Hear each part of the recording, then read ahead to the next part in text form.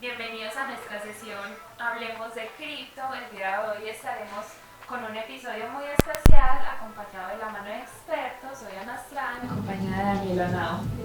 Hoy en este episodio contamos con la compañía de dos invitados muy especiales. Por un lado, Daniel Marulanda, que es el CEO de Troquera, una plataforma de pagos en Bitcoin súper exitosa. Muchas gracias, Daniel, por estar aquí con nosotros. Gracias por la invitación. Bueno, por otro lado tenemos a Monitor Crypto, un experto en trading. Él ha navegado por los mercados más versátiles y ha salido victorioso. Bienvenido, Monitor. Muchas gracias. Gracias por la bienvenida, por la invitación y vamos a ver qué nos deparan estas preguntas. Bueno, vamos a dar inicio oficial a este podcast en el que vamos a tomar temas súper interesantes, así que empecemos. Bueno, comencemos por conocer sus inicios. ¿Qué los llevó a entrar en este mundo del cripto y cómo ha cambiado su visión desde entonces? ¿Empiezo yo? Sí. Bueno, yo empecé con Bitcoin como una oportunidad de arbitraje, como una oportunidad de comprar y vender y ganarme una plata en pesos colombianos. Ese fue como mi driver, mi motivación principal. Fue netamente económica. Después, ya como en 2019 nació Troquera, pues nosotros para hacer ese arbitraje empezamos a utilizar plataformas de terceros, casas de cambios de terceros, hasta que dijimos como bueno, ¿y qué tal si construimos nuestra propia tecnología? En 2019 tomamos la decisión, en ese entonces mis socios, pues con los socios que tenía en esa época, empezamos a construir Troquera, pero mi visión sobre las criptomonedas era exactamente lo mismo, o sea, era un driver económico, sí, esto puede llegar a reemplazar un poco el sistema financiero o la evolución del sistema financiero, etc. Pero cuando llegó la pandemia 2020 tuve mucho tiempo para leer, ¿cierto? Como que todos nos salimos de muchas de las actividades que hacíamos normalmente y adoptamos otras porque estábamos encerrados en la casa.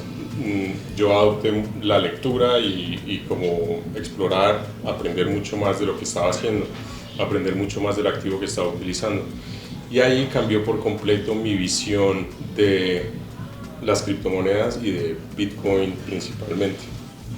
Entonces ya lo empecé a ver definitivamente como la evolución del dinero y lo que viene en términos de dinero para el mundo y de descentralización de las finanzas, y que es una verdadera revolución que va a potenciar otro montón de cosas. Pero bueno, eso fue más o menos mi evolución. Empecé con un driver económico, ya es algo mucho más profundo, es algo donde yo veo que hay una gran oportunidad para muchas personas, una gran oportunidad para la humanidad en sí, de desprendernos de ese dinero fiat que nos ha traído muchos problemas y de volver a un patrón monetario más parecido al oro, un patrón monetario fuerte. Entonces esto trae otro montón de beneficios y la inclusión financiera se vuelve más ahora el driver o lo que me mueve, ¿cierto? Que otras personas aprendan de Bitcoin, que otras personas lo adopten de la misma forma como yo lo he adoptado y que les empiece a traer los mismos beneficios que yo he sentido que Bitcoin le ha traído a mi vida en general. Entonces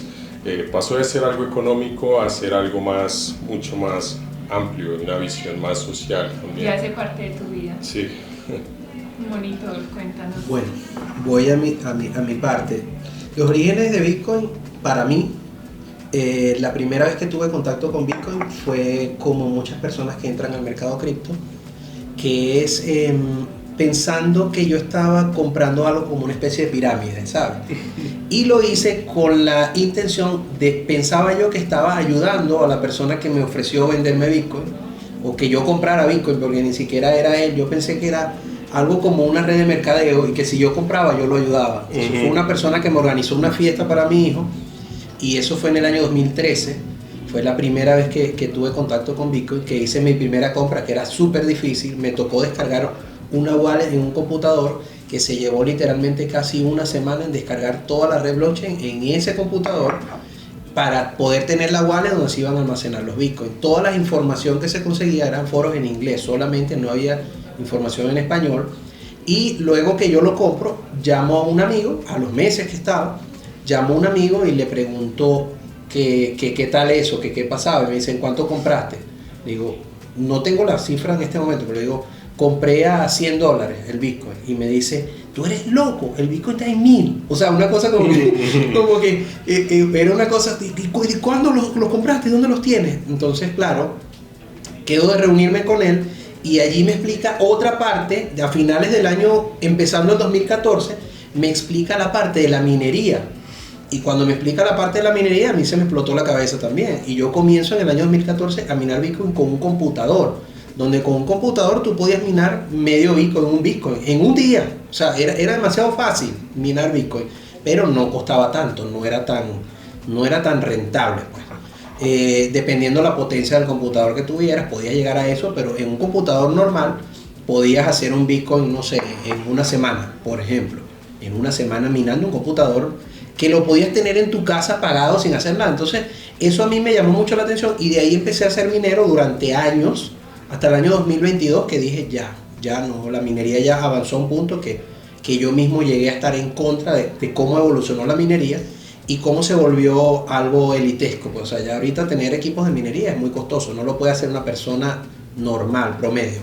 Pero mis inicios fueron allí, me pareció bien, pero ahora cuando empiezo yo a estudiar un poquito más, que fue a raíz del año 2017, que entro en el equipo que fundó una criptomoneda en Venezuela, entro con ese equipo ya con experiencia que yo traía de lo que había aprendido, yo empiezo a entender más sobre las finanzas descentralizadas, sobre cómo esto podía atravesar el mundo de un lado al otro en cuestiones de pocos minutos, incluso algunas monedas que eran en su momento muy rápidas, como Dash, por ejemplo, en cuestión de 10 segundos tú hacías una transferencia, un algoritmo demasiado rápido.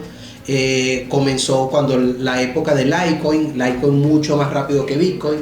Comenzamos a darnos cuenta que la escasez de Bitcoin era una cosa impresionante, lo que podía, cuando llegamos a analizar eso, nos dimos cuenta que podía llegar a unos precios inimaginables.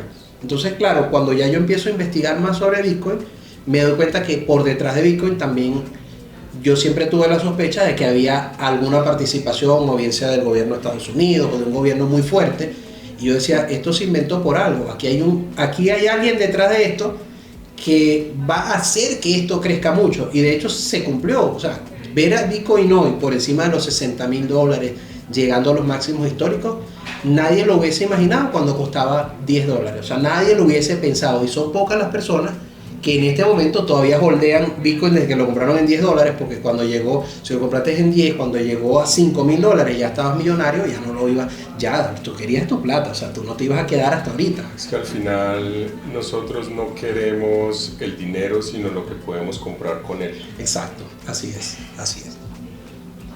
Bueno, ¿y ustedes cómo ven el estado actual del ecosistema cripto y qué tendencias les llaman la atención en este momento? A mí me llama mucho la atención la adopción institucional de Bitcoin en este momento, porque pues para los que hemos seguido la narrativa de los medios tradicionales, de la banca tradicional, de los mismos gobiernos sobre Bitcoin a través de los años, pues es que lo han llamado pirámide, estafa, un instrumento que solo utilizan las personas, los maleantes, y ahora tú estás viendo que los grandes fondos de inversión de Wall Street lo están adoptando. Entonces es una gran evolución, ¿cierto? Y pienso que es el momento de la adopción corporativa, y pienso que esa es la tendencia que nos va a marcar los próximos años. El retail, obviamente, en la medida en que las instituciones empiezan a ofrecer a muchos más de sus clientes la posibilidad de utilizar Bitcoin, pues va a empezar a entrar. Pero este es el momento, y por eso ahí le tiro una cuña troquera. Por eso nosotros hemos enfatizado mucho en que nuestra tecnología debe estar muy enfocada en los productores de la economía, o sea, las empresas y los profesionales independientes, que han sido como los que han estado marginados de la revolución durante estos 15 años, ya casi 16 años, porque sí, le has puesto muchas herramientas al retail, a los usuarios naturales, a que aprendan a ser traders, que al final ser trader es comprar y vender algo. O sea, la economía real está llena de traders, que ya lo hacen a través de una plataforma y no sé qué, y que adquirieron ese título. Bueno, Pero en este momento la tendencia que yo veo es la adopción corporativa y la adopción corporativa a escalas mayores, principalmente de Bitcoin. Veo que Bitcoin va a seguir siendo la criptomoneda número uno, o sea, y lo pueden ver a través de los años. Pueden salir nuevas que dicen que hacen esto, aquello, etcétera, y pueden subir en el ranking, pero después ya ni siquiera los ves después de 4 años, mientras que Bitcoin siempre lo ves en el primer lugar. Entonces Bitcoin se va a posicionar ahí donde está. Va a empezar la guerra del hash, que es que las mismas naciones, Estado, van a empezar a minar Bitcoin para tenerlo dentro de su tesorería, van a empezar a destinar recursos energéticos de los países para poder minar Bitcoin. Y la teoría de juego siempre va a estar ahí, ¿cierto? Ahí vas a tener países que lo van a prohibir porque sus ciudadanos están utilizando más Bitcoin que la moneda local, por ejemplo, pero por otro lado tienes otros países que lo van a adoptar y lo van a adoptar muy fuerte. Entonces, al ser descentralizado Bitcoin, los capitales se pueden mover a cualquier parte del mundo. Entonces yo lo veo más así, o sea, van a entrar las instituciones, van a entrar los gobiernos, Bitcoin va a adquirir una importancia muy relevante dentro de la tesorería de personas naturales, de personas jurídicas como empresas de todos los tamaños y de naciones-estado. ¿Cómo describes el estado actual del ecosistema cripto y cuáles son las tendencias que más te llaman la atención en este momento? Bueno, para hablar del estado actual, del ecosistema, yo pienso que está en una institucionalización que es muy importante, y nosotros siempre debemos ver hacia dónde están apuntando los grandes para saber hacia dónde se mueve el ritmo de la economía, hacia dónde se mueve el futuro. Y hace pocos días yo decía que esta adopción de Bitcoin de grandes fondos institucionales que anteriormente lo atacaron, que anteriormente dijeron, no, mira, esto no va a servir, esto solamente, como dice Daniel, solamente lo utilizan las personas que quieren cometer algún delito, o esto solamente es un instrumento especulativo, es una burbuja, es la fiebre de los tulipanes. O sea, muchas cantidad de cosas que lo dijeron, y ver en este momento los mismos que dijeron retractarse de esas palabras y ahora adoptar a Bitcoin. Creo que en la actualidad estamos en un florecimiento de la economía descentralizada, de un nuevo sector financiero que se está institucionalizando, que ya no es algo, un underground. La gente, es como decir, ya no es que las personas que están al margen de todo, los desbancarizados, los débiles, van a utilizar las criptomonedas. No, ya se fusionaron y ya entraron a un mundo donde las mismas instituciones están allí. Ahora, ¿qué pasa? Eso tiene una parte positiva y una parte negativa. La parte positiva es que esto le va a dar más fortaleza y le va a dar más, digamos que va a legitimar mucho más el uso de Bitcoin, porque es algo que si lo están usando los grandes, la gente dice, oye, lo están usando los grandes. Nosotros que somos los pequeños, ya otra persona me lo recibe en un comercio o podemos hacer un intercambio, porque ya, imagínate, JP Morgan, ya BlackRock, ya todas estas instituciones lo tienen. ¿Cómo tú me vas a decir que esto no tiene validez o que se va a desaparecer mañana? Eso le da mucha legitimidad a Bitcoin y a ciertas criptomonedas, a la mayoría de las principales. Pero yo siento que la tendencia en este momento es que la gente quiere ganar dinero con la valorización de cualquier activo. No estoy hablando de Bitcoin. La gente quiere ganar dinero con el SP500, la gente quiere ganar dinero con comprar unas acciones de Apple, de Amazon, y lo que me preocupa es que la gente solamente se centre en que voy a comprar esto para ganar dinero como si fuese una acción, y que la gente deje de darle la utilidad que realmente tiene Bitcoin, que como dice Daniel, yo puedo hacer transacciones internacionales, puedo mover capitales de aquí a otra parte, no de forma ilegal ni nada, a través de procesadores de pago, a través de instituciones que se encargan de eso, y la facilidad y la velocidad que eso tiene. Para nadie es un secreto que en 15 minutos, si Daniel estuviese en China y yo estuviese en Argentina, yo puedo mandarle a él una transacción de Bitcoin y a lo mejor llega en menos de 15 minutos, a lo mejor llega en 5 minutos. ¿Okay? O cualquier otra criptomoneda, no digamos Bitcoin, y llega a lo mejor en un minuto. Pero si yo esa misma transacción se la pasase a él y hoy fuese sábado y yo quiero pasarlo a través de mi banco no lo permite hacer en esto. Si el lunes es un feriado en China donde él está, es un día festivo, no va a caer, sino va a caer martes, y entonces eso a nosotros nos quita, y aparte a mí me va a costar $25 hacerle la transacción, a él le va a costar $25 también, nos gastamos 50 y esperamos 4 días para que cayera la transacción. Eso se va a acabar. En el momento en que la gente realmente se dé cuenta, como dicen, cuando el ciego comienza a ver, suelta el bastón que tiene, y el bastón que ha tenido la gente siempre han sido los bancos, las transacciones internacionales a través de la banca. Pero cuando la gente abra los ojos y diga, ya no lo voy a hacer, ese bastón lo van a soltar y van a decir, no, yo no voy a pagar $50 por pasarle $2.000 que yo le quiero pasar a él. Yo no voy a pagar $50. Yo pago la transacción de la red, se lo envío y lo tiene en 5 minutos, en 1 minuto. Así de sencillo. Esa es la tendencia que veo en este momento, lo de ganar dinero con eso, pero creo que la gente y el trabajo que está haciendo Troquera en el tema transaccional me parece interesante, porque la gente tiene que saber que también te permite resolver problemas, hacer pagos más eficientes, hacerlo las 24 horas del día. O sea, es una cosa que supera todas las barreras del sistema tradicional. Bueno, ahora vamos a abordar uno de los temas más discutidos. ¿Qué papel creen que juegan las regulaciones en la evolución del mercado cripto? ¿Y qué cambios o avances esperan ver en los próximos años? ¿Las regulaciones? La regulación. No, es un poco lo que te decía en la pregunta anterior, es la teoría del juego, es Bitcoin en sí tiene como un gamification, porque él es uno de estos pensadores de Bitcoin que se llama Saifedean, el que escribió el patrón Bitcoin. En una entrevista lo escuchaba decir que Bitcoin es como la pólvora en las armas de fuego, ¿cierto? Si tu enemigo la adopta, la tienes que adoptar, o si no, no vas a poder ganar. Entonces es lo que pasa con Bitcoin en este momento. Pueden haber regulaciones que impidan que las personas accedan a Bitcoin, o que limiten un poco el acceso, pero cualquier persona lo va a poder comprar en un mercado P2P. O sea, el gobierno tratar de prohibir Bitcoin es como un gobierno tratando de prohibir que las personas respiren el aire que hay en su territorio. O sea, es algo demasiado difícil. Sí lo vas a limitar, y esa limitante, ¿qué va a hacer? Que las personas que tienen Bitcoin o que quieren adoptar esta nueva tecnología busquen otras geografías que sean más amigables y decidan pagar los impuestos allá, decidan crear sus empresas allá, decidan desarrollar sus negocios y sus actividades comerciales allá. Entonces esa es un poco la teoría del juego, que yo pienso que las regulaciones van a ser amigables con Bitcoin, o sea, y los países que cometan ese error simplemente van a ver cómo vuelan los capitales de un lugar a otro.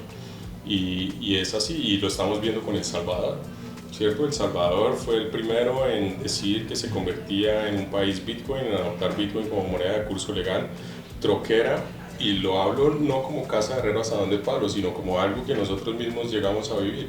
Nosotros, siendo colombianos, pudimos registrar nuestra empresa aquí en Colombia, pero nunca pudimos desarrollar nuestra actividad comercial aquí, porque siempre íbamos a estar en una zona gris contable, en una zona gris fiscal, en una zona gris que más adelante te puede meter en problemas por X o Y, ¿cierto? Entonces, ¿a dónde nos vamos? Donde nos pusieron las condiciones claras, donde nos quieren adoptar como la empresa que somos, como el negocio que queremos desarrollar.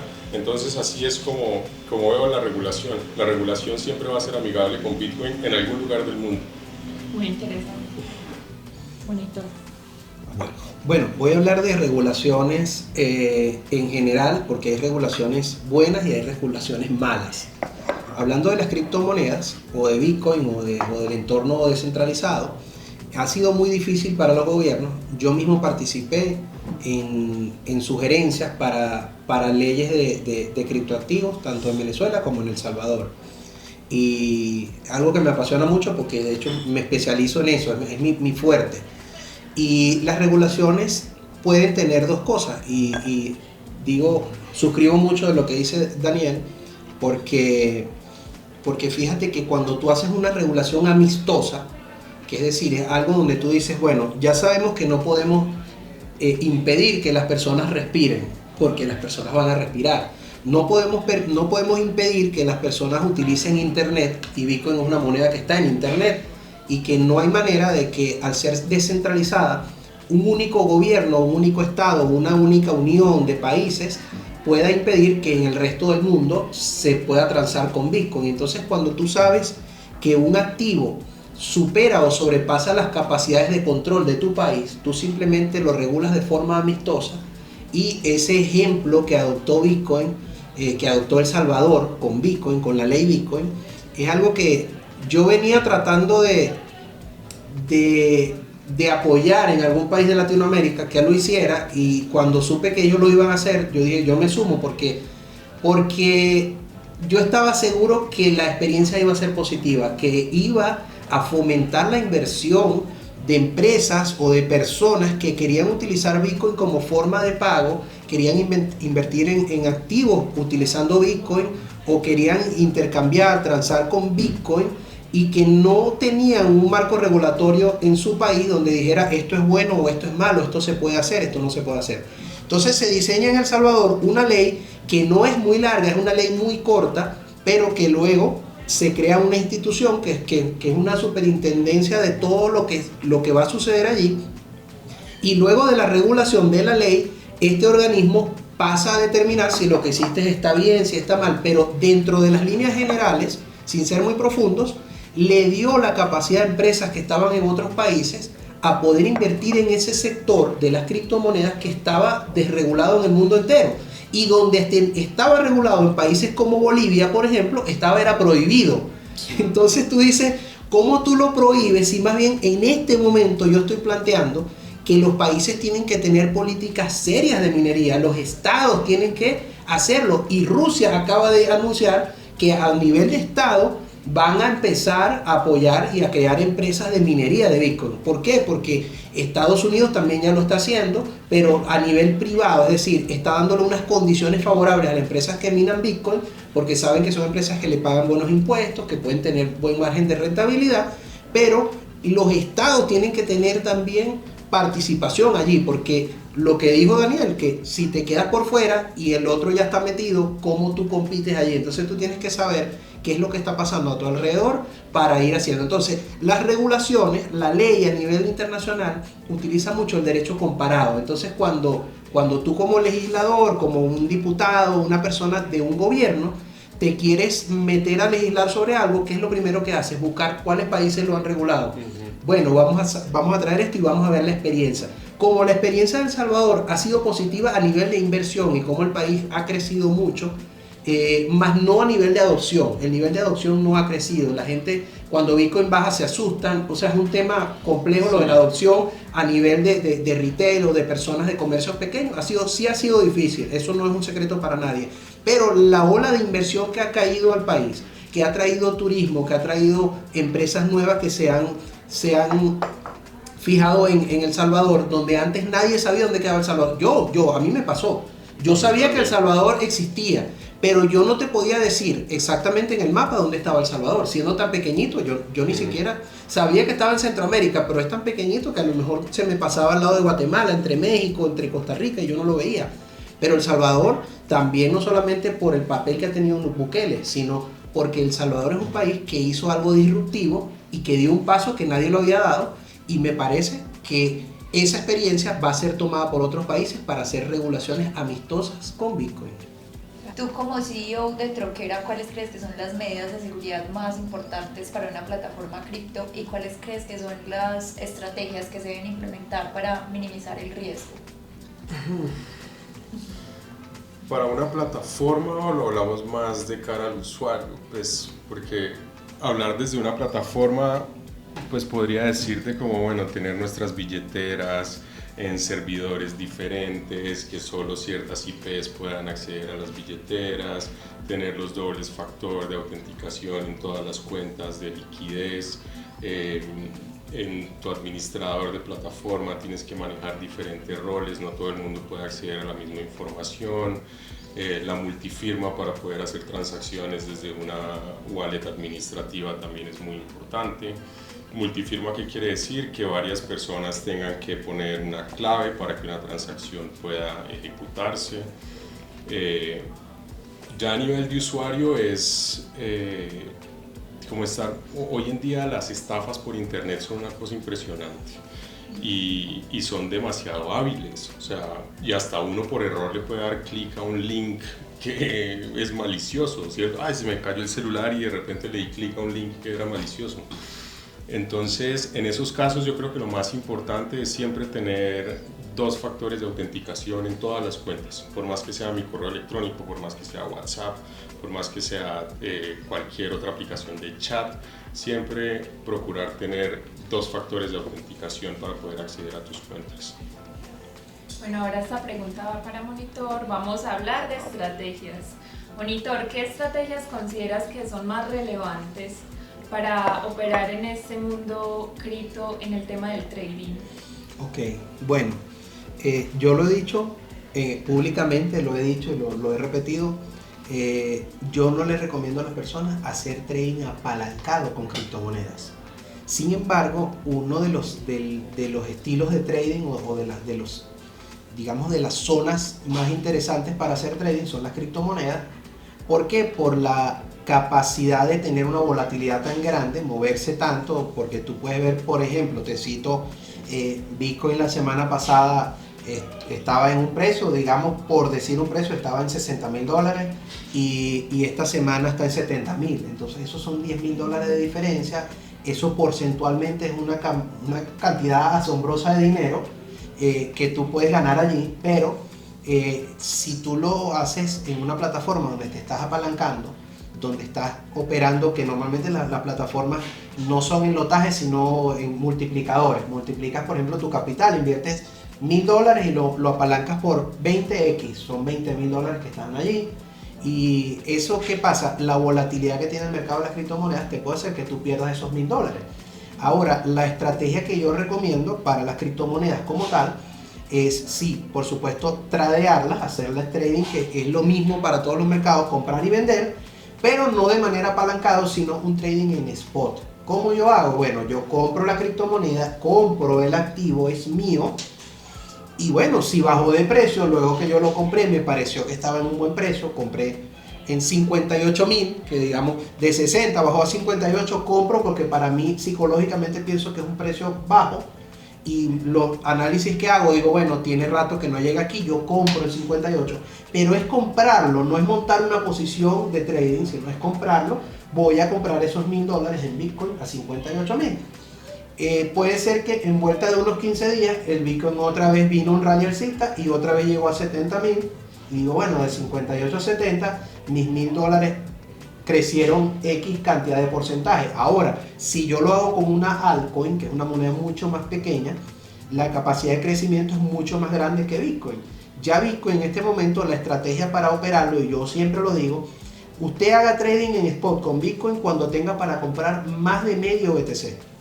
Cuando tú tienes que comprar más de media moneda, ¿qué significa esto? Que si, por ejemplo, tú compraste medio Bitcoin y Bitcoin subió en una semana $5,000, tú te ganaste 2,500, te ganaste la mitad de eso. Si compraste el Bitcoin completo y subió $5,000 en una semana y tú lo quieres vender esa semana para esperar una nueva oportunidad de compra, te ganaste los $5,000 completos, porque Bitcoin tienes uno completo y subió de 50 a $55,000, te ganaste 5,000. Ahora, cuando vas a operar con menor capital, trata de operar con una cantidad que te permita comprar monedas completas.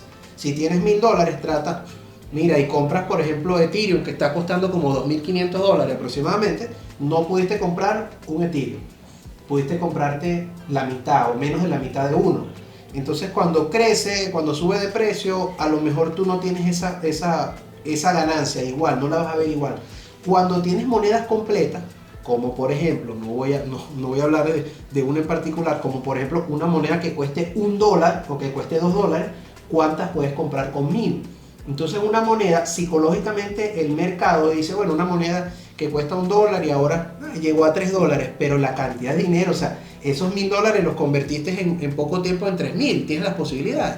Y otras criptomonedas que están costando menos del dólar, que cuestan 1 centavo, que cuestan 2 centavos de dólar, cuando suben de 2 centavos a 4 centavos, la gente dice, bueno, ¿qué tanto? Subió de 2 centavos a 4 centavos de dólar. Pero eso significa que si tú tenías $1,000, los convertiste en 2,000. Si tenías 10,000, los convertiste en 20,000. Entonces, es importante saber cuánto es el capital que tiene la persona y qué tanta rentabilidad le puede sacar dependiendo en lo que invierta. Una persona que quiere invertir esos $1,000, yo no le diría que los invierta para hacer trading, ojo. Puedes guardarlos, holdearlos a largo plazo y bueno, crecieron y ya, y tus $1,000 crecieron mucho. Pero para trading como tal, que tú puedas sacarle una rentabilidad no holdeando, yo diría que compres activos de menos precio que te permitan revalorizar mucho más esa inversión porque es pequeña. Y aparte de eso, ¿qué otros errores crees que cometen estos traders principiantes y cómo les recomendarías evitar caer en ellos? Bueno, yo siempre lo he dicho, cuando comencé con Bitcoin me di cuenta de la similitud que tenía Bitcoin con el oro, porque el oro es muy escaso, el oro es un activo de resguardo, Bitcoin también lo es, pero la volatilidad que tiene en el corto plazo hace que sea peligroso para meterte en operaciones muy cortas con Bitcoin. Pero la recomendación que siempre doy y el error que cometen muchos traders es hacer trading de criptomonedas en plataformas apalancadas, apalancándose a 50x, a 40x, apalancándose, porque esto significa que si la variación del precio va en tu contra, pierdes incluso la cantidad de dinero que invertiste allí. No siempre el mercado va a ir a tu favor. Entonces yo lo que diría es que hay que tener una estrategia. El error que cometen las personas que quieren decir, bueno, como tengo poco capital me apalanco para generar muchísimo más si el mercado va a mi favor, pero no piensas que el mercado puede ir en tu contra. Entonces es importantísimo bajar el nivel de riesgo cuando inviertes en hacer trading con criptomonedas, y la única manera de bajarlo a cero es que tú compres tus criptomonedas, las mantengas con todas las medidas de seguridad, como nos acaba de decir Daniel, teniendo tu billetera, teniendo, bueno, una cantidad. Tú puedes tenerlas en un exchange, porque si estás tradeando no las vas a mandar para una wallet para después sacarlas, no, sino que las tienes en el exchange, y cuando se llegue la oportunidad o dejas incluso la orden de venta colocada ahí, cuando llegó a tu precio objetivo se vendió, pero que sea una inversión tuya, que lo hayas hecho, hayas comprado esas monedas y cuando llegó la hora de venderse se vendió y sabes que tu ganancia es tuya sin riesgo. Si el mercado fue en tu contra, no pasó nada. Tienes lo que se llaman unas pérdidas no realizadas, porque mientras tú no vendas, no has perdido nada. Entonces, importante, no cometer el error de querer convertir $100 en $1 millón, porque yo estoy apurado, porque necesito esa plata ya. Este fin de semana voy a irme de viaje y necesito que sea $1 millón. No, hay que tener calma, porque el mercado va a tener fluctuaciones y cuando llegue el momento, en ese momento vas a cobrar tus ganancias. Bueno, en un mercado tan complejo y lleno de información, ¿consideran que la educación cripto es suficiente? ¿Qué temas o conceptos creen que deberían abordarse más a fondo? Yo creo que, bueno, afortunadamente casi todo el mundo empieza en el mundo de las criptomonedas por Bitcoin. Ahí digamos que lo que pasa es que empiezan a diversificar hacia otras monedas, pero yo creo que es muy importante entender que la verdadera revolución, por lo menos desde mi punto de vista, está en ese activo, en Bitcoin. O sea, Bitcoin es el que viene a revolucionar el dinero. Las otras criptomonedas se comportan más como acciones de una empresa, como valores de empresas, ¿cierto? No necesariamente van a llegar a cumplir la función de dinero o de innovar en esta herramienta que llamamos dinero. Entonces, pienso que es muy importante que la gente se centre muy bien en aprender sobre Bitcoin, que no le coja ese afán de que, pucha, la meme coin de fulanito de tal se hizo un 100% el día de ayer, entonces voy a entrarle y... No, ahí es donde empiezas a perder plata y a dejar de entender lo verdaderamente importante. Entonces, sí, mi recomendación es estudiar muy bien Bitcoin. Cuando te sientas muy cómodo con lo que aprendiste de Bitcoin, vas a tener un pensamiento crítico para evaluar todo ese otro montón de proyectos que hay.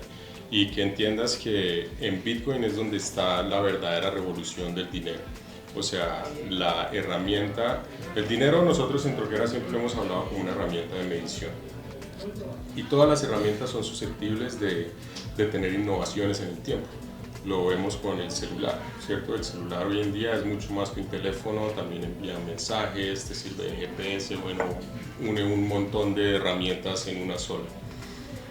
Bitcoin está innovando en esa herramienta que llamamos dinero, y es una innovación que es muy significativa porque no ocurría hace miles de años, ¿cierto?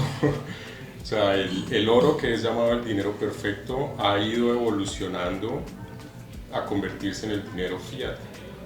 pero ahora Bitcoin viene a recuperar mucho de los valores del oro y incluyendo muchas de las ventajas del dinero fiat, que es básicamente la transaccionalidad, que es fácil de transportar. Entonces está innovando todo el dinero y es una innovación que ocurre después de miles de años, o sea, es algo supremamente importante y la gente simplemente lo desecha porque el periódico le dijo que era una pirámide, que era una burbuja, y cuando tú pones a los medios que son patrocinados por el sistema financiero tradicional a hablar de Bitcoin, es como tú poner a los taxistas a hablar de Uber, ¿cierto? Es más o menos así. Entonces el pensamiento crítico es demasiado importante, estudiar a Bitcoin es demasiado importante, que es la revolución del dinero y es muy importante porque es algo que utilizamos todos los días. Para la persona es muy importante aprender sobre Bitcoin, pero yo creo que otro aspecto muy interesante no es solamente la educación, sino es la necesidad que tienen las personas. Cuando yo hago una comparativa, yo hago muchos análisis, yo hago muchas encuestas a personas, a seguidores. ¿Y por qué llegó la gente a Bitcoin? Siempre les pregunto, ¿por qué llegaste a Bitcoin? ¿Qué te llevó a adoptar Bitcoin? Y sí me fijo que en la mayoría de los países donde hay problemas a nivel del sistema tradicional bancario, las personas no tienen acceso a ciertas cosas, las plataformas de pago no funcionan bien, las personas se encuentran en la necesidad de adoptar algo que sea superior o que funcione mejor que el sistema tradicional o que les dé la accesibilidad a ellos para poder utilizarlo. Entonces, estas personas sin tener educación en criptomonedas, como tienen la necesidad, alguien les cuenta que eso funciona y sirve para resolver este problema. Entonces yo siempre he dicho, y lo he hablado mucho con Daniel en muchas oportunidades, que a medida en que las personas sepan que esto puede resolverle problemas en su vida diaria, lo van a adoptar así no tengan educación sobre eso. La educación la van a buscar en el camino. Entonces no se trata tanto sí es muy importante, la educación es muy importante en esto, pero no se trata de que la gente primero se vaya a educar para luego llegar a la adopción de las criptomonedas. La estadística dice que la mayoría de las personas primero llegaron a las criptomonedas y después se educaron. Entonces, lo importante es la necesidad que hay en cada persona, en cada país, en cada región y la posibilidad de resolver problemas que te dan las criptomonedas, donde tú dices, bueno, yo con esto me puedo saltar esto. Por ejemplo, si yo mando la transferencia a través de un sistema tradicional, va a llegar en 3 días, me cae el fin de semana de por medio, no llega la operación. Si le llega algo muy importante, la transparencia de las criptomonedas, que cuando la persona se educa, sabe que puede comprobar que tú recibiste esa transacción y que la gastaste. Pero cuando tú le envías una transacción a alguien de aquí a China, por regulación bancaria, no te puede decir el banco que recibe la transferencia si la persona tiene ese dinero en su cuenta, cuál es su saldo, nada de eso. La transparencia que te brinda la red de Bitcoin, a través de la educación, la persona puede llegar a entender que esto es algo muy superior a nivel de transacciones y de envío de dinero. Aparte de eso, Bitcoin tiene muchas características que funcionan. Por ejemplo, Bitcoin te puede servir. Yo en encuestas me he dado cuenta que la gente ha llegado a las criptomonedas o a Bitcoin por la narrativa que ve en las redes de que alguien compró una moneda en tanto y ese mensaje siempre de que ¿qué hubiese pasado si tú hubieses comprado en el año 2010? Después que lanzaron Bitcoin, hubieses comprado $1000 en Bitcoin. No lo ibas a hacer. Primero, porque no te ibas a enterar. Segundo, porque tú no sabías qué era y no ibas a invertir esa cantidad de dinero, ¿cierto? Ahora, si existiera una máquina del tiempo donde tú dijeras, bueno, yo me voy a devolver al año 2009, me voy a reunir con Satoshi Nakamoto y le voy a decir que me mande el primer bloque Génesis, del segundo bloque me mande todo ese bloque completo a mí y yo lo guardo y me vengo otra vez al 2024 y aquí estoy, ¿verdad? Pero nadie podía saberlo. Y aparte, muchísima gente que tú ves esas wallets millonarias en la blockchain, la mayoría de esas wallets es porque a la gente se le olvidó la clave o se murió y ahí están esos bitcoins guardados. Porque cuando mucha gente vio que eran millonarios, vendió, ¿sabes? Y otro compró. Ahora, hoy en día hay gente y hay empresas y hay fondos que están acumulando bitcoin de manera consciente y no son esas wallets que están abandonadas. Hay gente que hoy está comprando porque sabe el futuro que esto trae. Y esas personas lo hicieron después de educarse. Y llegaron tarde, tal vez llegaron tarde, pero ellos saben que lo que viene en adelante es muy grande para Bitcoin. Ok, ¿y qué recomendaciones les darían a una persona que quiera estudiar de manera seria todo este tema de criptomonedas y trading? Yo empecé a entenderlo todo muy a profundidad después de leerme un libro que se llama El patrón Bitcoin de Saifedean. Y ya si lo quieren más masticadito, pues pueden ir a los podcasts de Troquera, a estos espacios también. En Troquera estamos en Spotify, estamos en YouTube. Ahí nosotros hacemos como un recorrido de los patrones monetarios, porque Bitcoin es una innovación, inclusive hablamos de la minería. Hablamos de muchos temas, entonces ahí pueden aprender bastante mientras van en el carro, todos esos tiempos ociosos. A mí me gusta, yo soy de los que aprendo en esos tiempos que son medio ociosos, ¿no? En el carro o haciendo ejercicio o algo así, uno simplemente escucha y aprende. Entonces hay muchas fuentes hoy en día, muchas más de las que habían cuando yo empecé en todo este tema, entonces la información está, solo tengan muy presente lo que les dije hace un momento, quién es el que está dando la información, ¿cierto? Porque cuando el taxista te habla de Uber, esa es tu fuente de información y probablemente es una fuente de información errada. Entonces trata de buscar una buena fuente como la que les acabo de decir, Saifedean, el patrón Bitcoin, nuestros podcasts en Spotify. Hay un montón de influenciadores que son realmente conocedores de Bitcoin y de la revolución que pueden seguir muy fácilmente con contenido gratuito. Correcto. Bueno, yo trato de educar a las personas en Bitcoin, como siempre lo he dicho en mis redes, en todas partes. Yo no vendo Bitcoin. Cuando yo le he dicho a alguna persona invierte en Bitcoin o le he sugerido que yo estoy invirtiendo en Bitcoin, lo he hecho simplemente porque yo conozco sobre el tema y responsablemente le digo a las personas que esto es un resguardo de valor, un refugio de valor accesible a cualquier persona. Hay otros refugios de valor, ¿ok? Pero por ejemplo el oro es algo que se dificultó a que si tú quieres comprar oro hoy en día, el gobierno no te lo permite, tú no puedes transportar oro de un país a otro, es toda una regulación muy difícil. Cualquier persona puede invertir una cantidad pequeña, comprar y utilizar y aprender cómo se usa, y hay mucha información en YouTube, en las redes sociales. No les voy a decir a las personas que siga tal influencer o tal cosa, pero busca a alguien que realmente te pueda educar acerca de Bitcoin. La información en internet acerca de Bitcoin y acerca de las criptomonedas puede tener dos estilos. Un estilo de alguien que te puede hacer entrar en algún esquema y dice, yo vendo Bitcoin, cómpramelo a mí, o cómprame una moneda que yo lancé, un token. No, eso descártalo.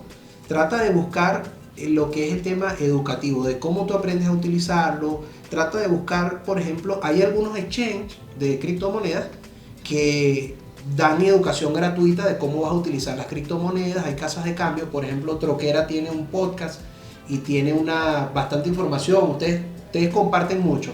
Y hay otras casas de cambio de las principales que tienen capítulos incluso en YouTube, en sus mismas plataformas, donde te enseñan todo acerca de las criptomonedas.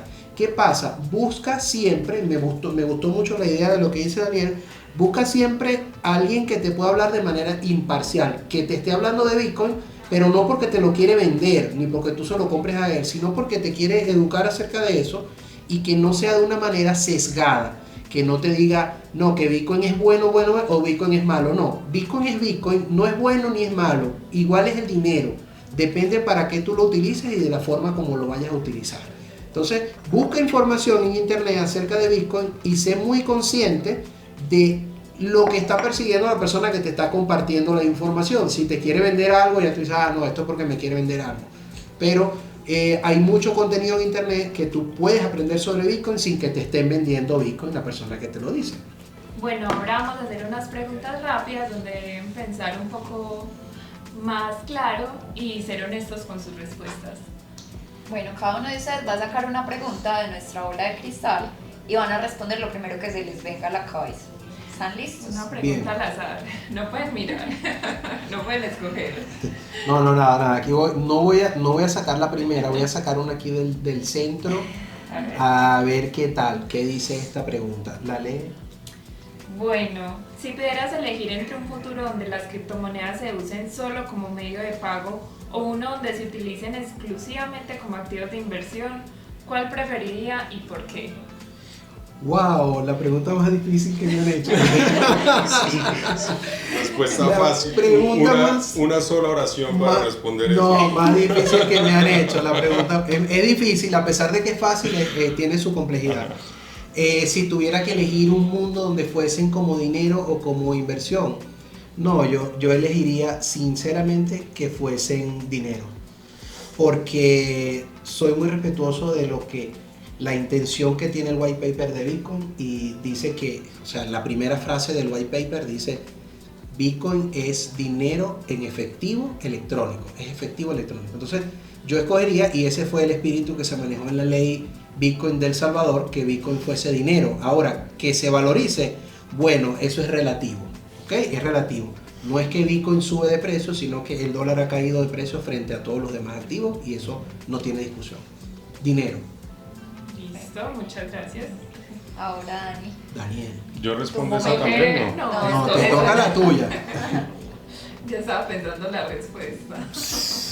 A ver, ¿Cuál ha sido la decisión más desafiante que han tenido que tomar en su carrera dentro del ecosistema cripto? ser un holder de Bitcoin, o sea, no vender. La más complicada.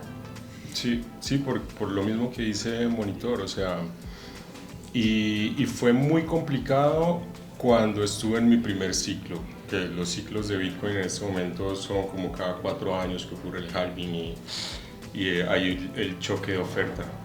Pero todos, cuando empiezan, llega un momento que están bajo el agua. Eso es con toda certeza. Entonces yo empecé a ahorrar en Bitcoin, eso fue como 2018, 2019. Y cuando llegó el día que decretaron la pandemia a nivel mundial, que fue el 12 de marzo de 2020, me acuerdo perfectamente, porque ahí vi que todos mis ahorros perdieron más de la mitad de su valor en cuestión de horas, así. Y esa fue la decisión más difícil, no vender, sino tenerlo como una pérdida no realizada. Pero después de eso Bitcoin llegó a 2021 60 y pico mil o algo así. Entonces esa fue la decisión más difícil. Entiendo. Bueno, Daniel y Monitor, muchas gracias por compartirnos sus historias y sus experiencias del mundo cripto. Les agradecemos mucho por estar aquí. Nos vemos entonces, muchas gracias a la audiencia por hacer parte de esto, nos vemos en un próximo capítulo para descifrar este fascinante mundo. Y por último querías comentarles pues, que tenemos un detalle para ustedes de parte de Mine, queremos brindarle una hamburguesa muy rica que ya se las vamos a traer. Eso, Buenísimo. no, me siguen invitando. Entonces. Así sí. Excelente, qué bueno.